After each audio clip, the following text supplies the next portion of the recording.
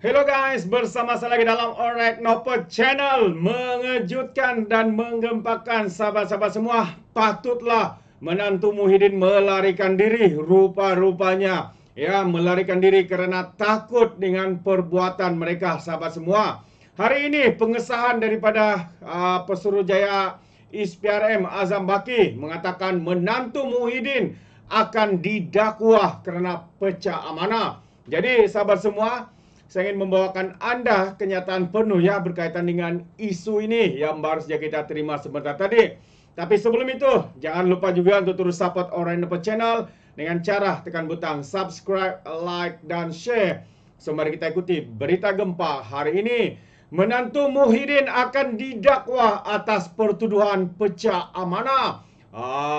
Menantu Muhyiddin ini sudah melarikan diri dan sekarang ini sudah menjadi buruan, wanted oleh Interpol. Jadi, kenyataan media yang saya petik daripada Malaysia Kini mengatakan menantu bekas Perdana Menteri Muhyiddin Yassin, iaitu Datuk Seri Muhammad Adlan Berhan, yang menghilangkan diri sejak Mei tahun lepas, perlu kembali ke negara untuk menghadapi pertuduhan pecah amanah jenayah dan juga oleh Suruhanjaya Pencegahan Rasuah Malaysia.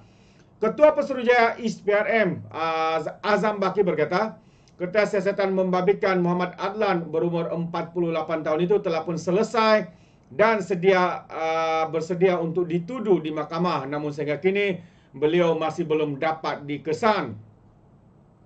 Katanya ISPRM telah hantar kertas siasatan itu untuk pertuduhan di mahkamah. Katanya pada satu sidang media selepas menghadiri Majlis Convention Pegawai Integriti Bertauliah ke-10 di Dewan Tun Hussein On World Trade Center di sini yang dirasmikan oleh Ketua Setiausaha Negara Tan Sri Zuki Ali hari ini.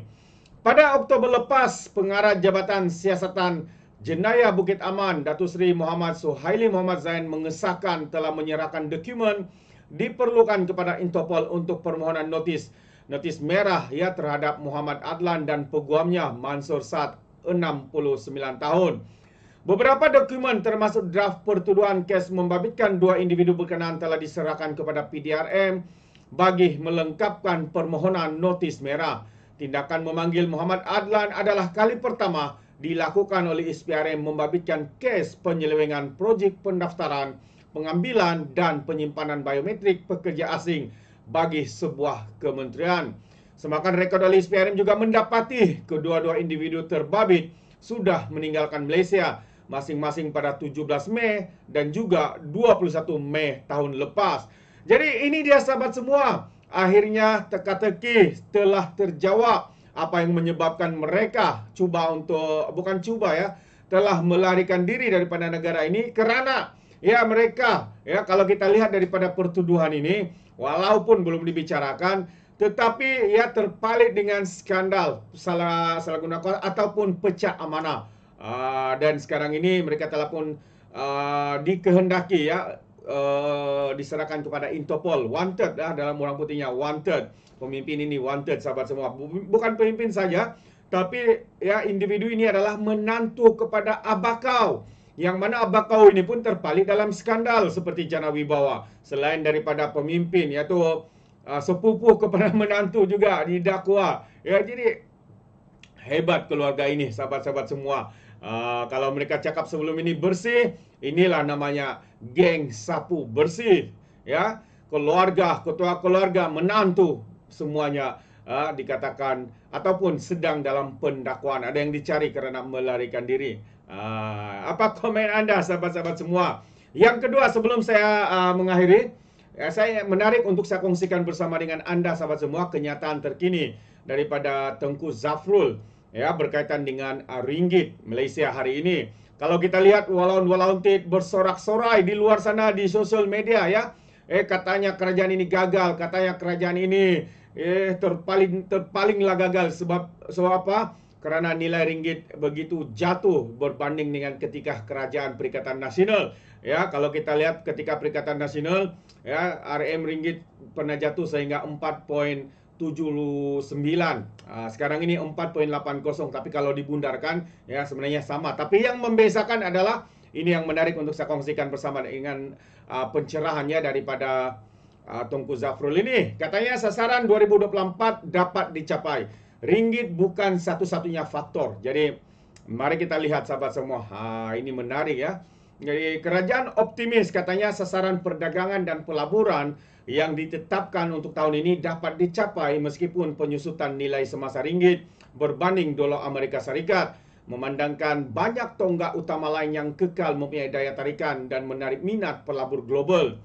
Menteri Pelaburan, Perdagangan dan Industri Tengku Datuk Seri Zafrul Abdul Aziz berkata, pelabur akan mempertimbangkan prospek jangka panjang dan sesuatu yang menjadi sandaran dalam membuat keputusan mereka. Katanya, ringgit merupakan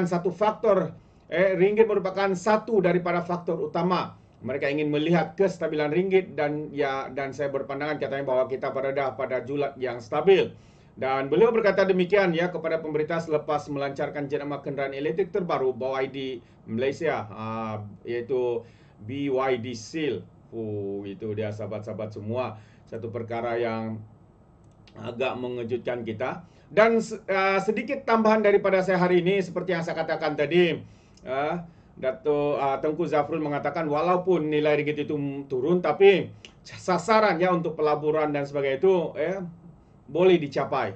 Jadi maksudnya benda ini tidak mempengaruhi ya, bukannya satu penyebab utama. Ya, kalau kita lihat keadaan ringgit jatuh, tapi pencapaian negara kita masih mampu untuk mencapai prestasi yang baik. Antaranya ekspor, ya, ekspor kita naik sahabat-sahabat semua. Berbeza dengan semasa dalam Kerajaan Perikatan Nasional, nilai jatuh tapi ekspor merosot.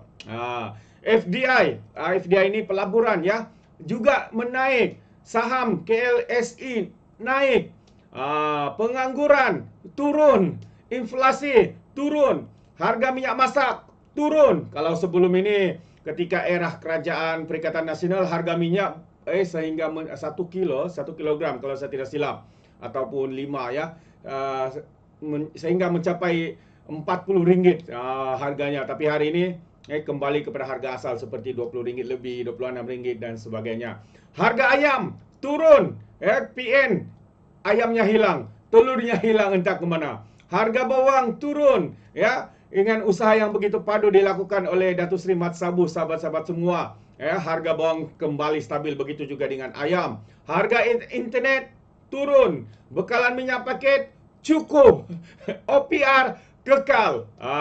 Jadi harga barang import ya, kerajaan mendapat persetujuan bersama 3 negara seperti Thailand, Indon dan China untuk berdagang menggunakan mata wang tempatan untuk kekalkan harga barang import. Untuk India, kerajaan sedang dalam perbincangan bersama pimpinan negara India. Kerajaan sedang persiapkan untuk melancar 5 strategi ekonomi baru. Get ready sahabat-sahabat semua. Jadi ini antara perkara yang tidak dilihat ya oleh geng-geng walaun. Apa yang mereka lihat, apa yang ada di depan mata mereka, yaitu nilai ringgit jatuh. Tapi sebenarnya ya, nilai ringgit jatuh ini tidak membawa bukan tidak membawa lah, tapi tidak sangat memberi kesan ya kepada perkara-perkara yang saya sebutkan tadi, antaranya seperti inflasi, pengangguran yang menurun, harga bawang, harga ayam menurun, harga internet menurun, bekalan telur cukup. Kalau masa PN, telur pun entah kemana, menteri-menterinya pun hilang. Jadi sahabat semua, apa pandangan anda berkaitan dengan isu ini? Anda boleh berikan komen di dalam ruangan komen. Jadi terima kasih, izinkan saya untuk mengundurkan diri. Dan seperti biasa, peribahasa mengatakan, apapun keangkap, 2 tahun keinginan. Dalam bahasa Melayunya, tepuk dada, tanya selera. Sekian saja daripada Alright Nampak Channel. Kita berjumpa lagi. Bye-bye.